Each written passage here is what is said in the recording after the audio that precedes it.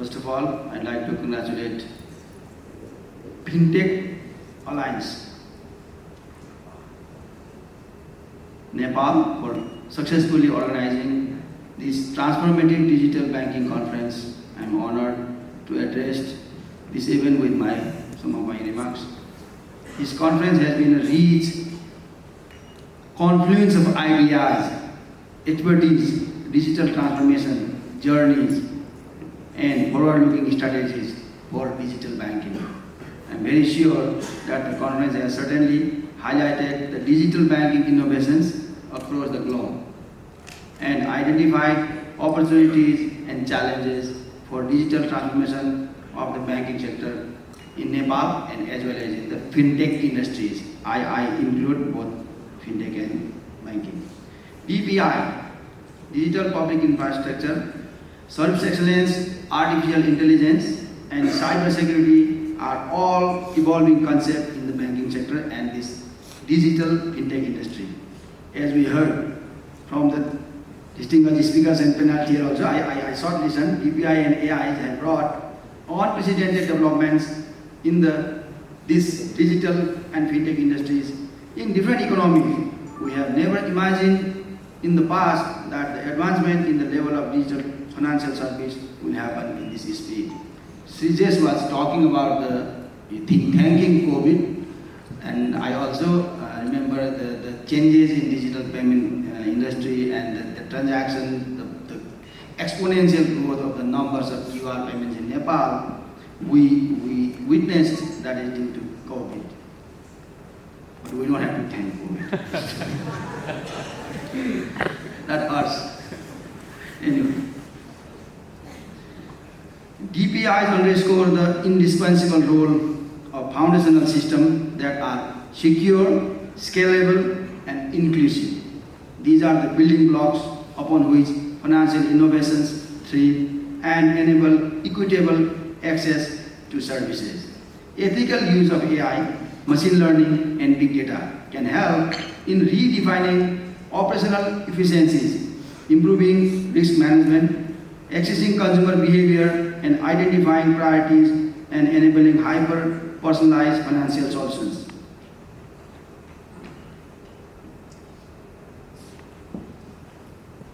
However, alongside these advances, cyber security consideration is highlighted in the conference.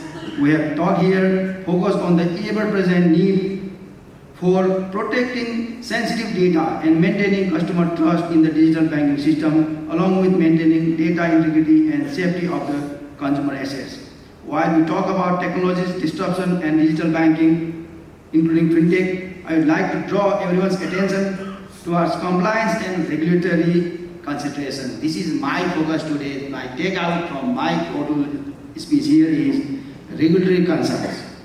Technology is a fast pace and we embrace innovations and transformations empowered by technology. We must do responsibly for this. We must uphold the regulatory framework that safeguards financial stability and consumer protection. And that is the financial stability is the ultimate motto of the central bank. While digital transformation of open doors to new possibilities, it must be pursued with the clear commitment to transparency, inclusivity, affordability, and security. The risk posed by unchecked advancement, be it in data privacy, cybersecurity, or consumer protection, underscore the importance of maintaining a prudent balance between innovation and regulation. That is difficult, actually. Maintaining a balance between prudent regulation and innovation. Sometimes the innovation fast and the regulation comes later on, follows, and that is difficult. I don't think innovation has to surpass regulatory norms or regulations are barrier for innovations. Adherence or compliance is not a hurdle for progress. Rather, it is the foundation upon which trust in the digital financial ecosystem is built. It ensures our developments are with the internationally accepted principles of integrity, transparency, and resilience. As custodian of public trust and money, licensed institution, bank, fintech and all, have a duty to adhere and suggest betterment of regulatory standards. Therefore, through this platform, I urge all the licensed entities to innovate within the regulatory purview. We understand regulations may lag behind innovation, I already told, not envisaged under the current regulatory framework.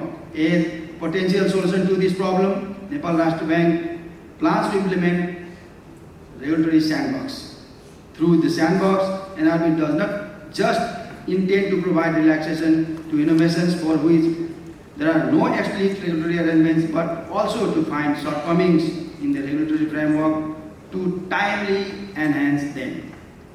Let me take this opportunity to thank distinguished speakers, panelists, and moderator for their invaluable contribution. I was supposed to speak later in the evening, but there is a special work for me in office, so I requested Sanjeev ji to give me time at this time, and I have little time to stay here.